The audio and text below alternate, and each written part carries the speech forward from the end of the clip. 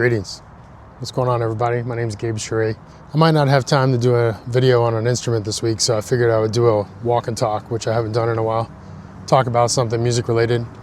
I'm taking a break from teaching lessons right now, and I don't know, I was just thinking about how sometimes folks get stuck on the idea that they need to have talent in order to start playing music, or to be able to do something before they begin, like read sheet music or understand an instrument.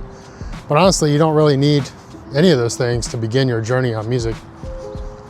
You just need the desire to do something musical. That's the way I think about talent. Like when people say, oh, you're talented, I think what they mean is, oh, you really have the desire just to sit down and try to do this for an extended period of time with some success and a lot of failures, for sure.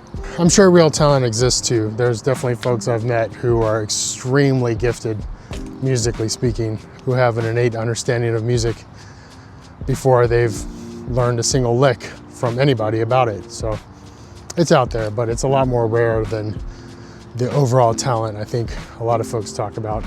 In order to start on music, you really just have to show up and start doing something musical. And that could be, getting a computer program and just messing with one of the sounds on there, or buying a tiny keyboard and then playing with that. When I was younger, I used to come home and I had a little Casio and Yamaha, and I would just go upstairs and try to fumble around on it until I found something that, I thought was kind of cool. I would just make up my own stuff.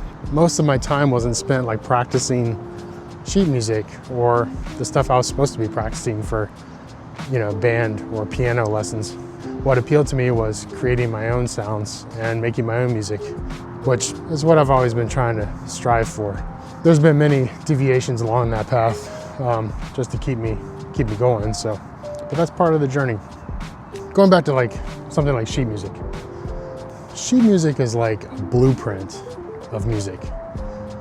You know how when you build a house or a structure, you have a blueprint for it. The blueprint is not the structure.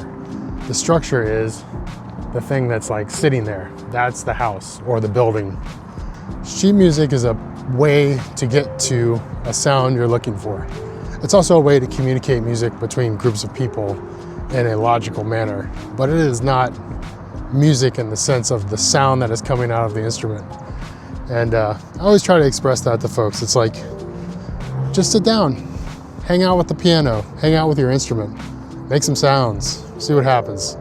That's kind of how I approach synthesizers, because even though I talk about synthesizers a lot, it's still pretty new to me.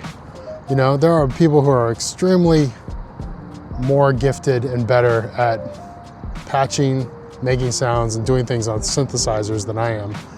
But I've spent a lot of time thinking about music, and a synthesizer is a musical tool.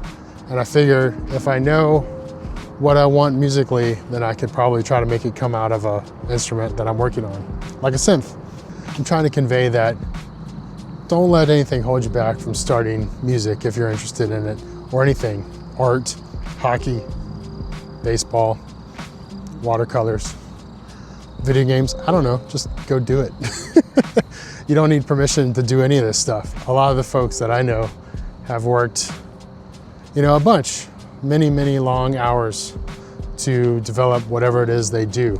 And it wasn't a one size fits all solution to get to it. So yeah, go out there and explore, have fun. And I'll see you next time when I'm fumbling around on one of my instruments in the next video. Anyway, see y'all later. Peace.